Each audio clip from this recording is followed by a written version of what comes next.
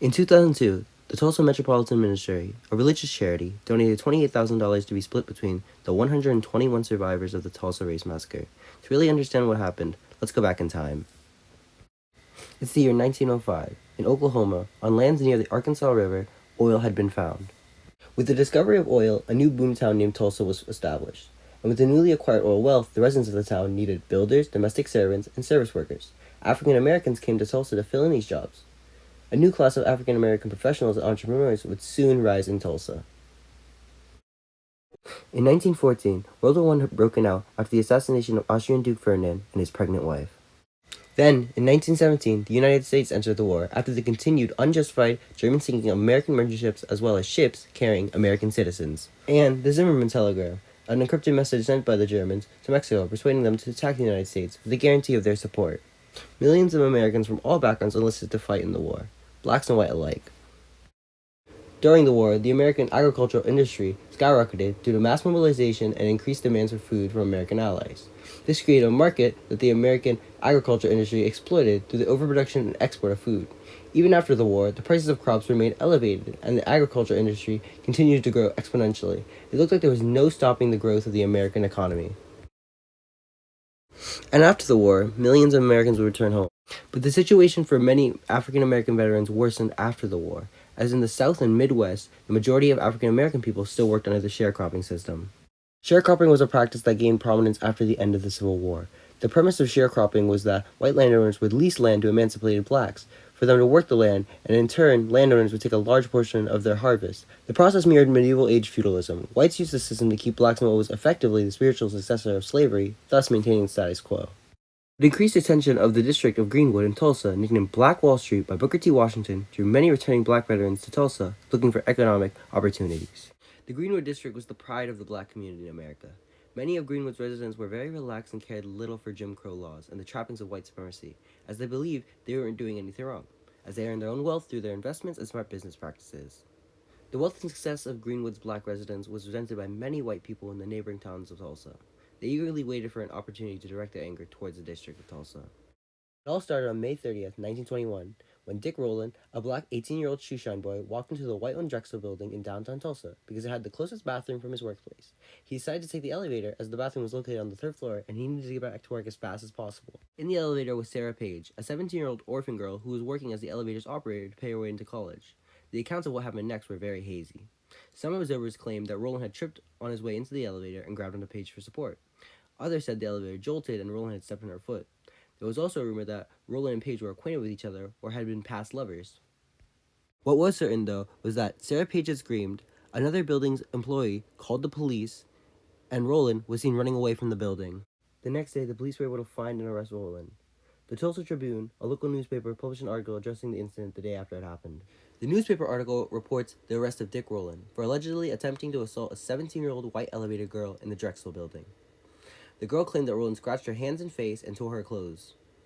Her screams attracted a clerk who came to her aid, after which Rowland fled. He was later captured by the police and identified by both the girl and the clerk. Rowland denied trying to harm the girl, admitting to only touching her arm in the elevator.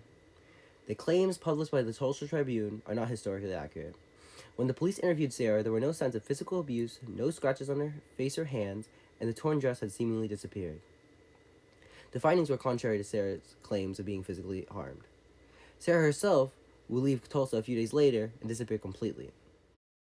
The news article spread like wildfire, enraging thousands of whites from the towns surrounding Tulsa. It led them to form a mob with the specific intent of lynching Rowland. The mob marched on the courthouse armed with machine guns and rifles, many of them trained World War I veterans. At the courthouse, dozens of Greenwood residents would arm themselves.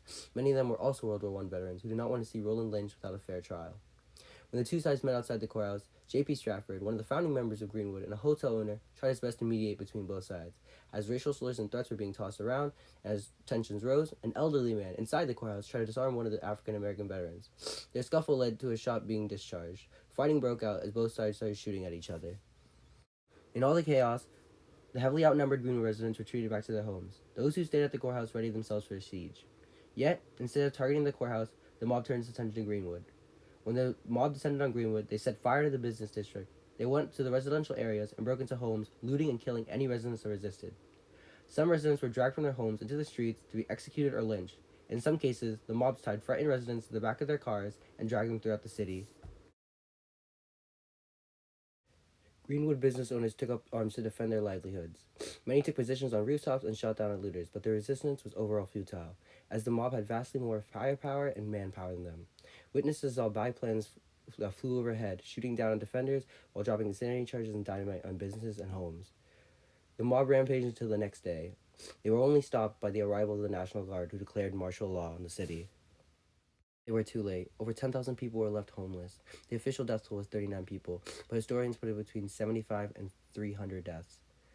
35 blocks were burned down and over 50 businesses and public buildings. The estimated loss in property and personal assets ranged from 20 to 200 million. Local authorities would tell the National Guard it was actually a black uprising that caused this. Local authorities labeled it the Black Race Riot, which prevented insurance companies from having to pay benefits to the people of Greenwood whose homes and businesses were destroyed. J.B. Stanford and 20 other black men were accused of instigating the riot. J.B. Stanford made it out on bail, and the other were not formally charged. Greenwood was deemed uninhabitable by the city, and 10,000 were left homeless, living off the aid of the Red Cross. They spent months in tents surviving through the harsh winter. Any efforts to rebuild Greenwood were shot down by Tate Brandy and no member of the Ku Klux Klan government. His goal was to relocate and separate Greenwood residents. His effort to relocate was a failure, but his barring of reconstruction of Greenwood was unfortunately successful. And what happened to Dick Rowland?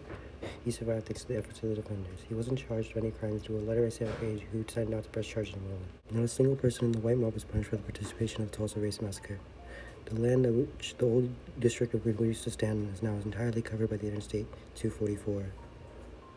Overall, the Tulsa Race Massacre is a prime example of African American opposition that defined the Jim Crow era. Events similar to the Tulsa Massacre, such as continued violence and segregation of African Americans in the southern states, increased tension between blacks and whites. This led to the establishment of groups such as the Congress of Radical Equality and the South Christian Leadership Conference, which would kickstart and contribute to the civil rights movement in the 1950s. During this period, African Americans fought for the end of the long-standing oppression defined by the Jim Crow era that had taken away their equality for decades.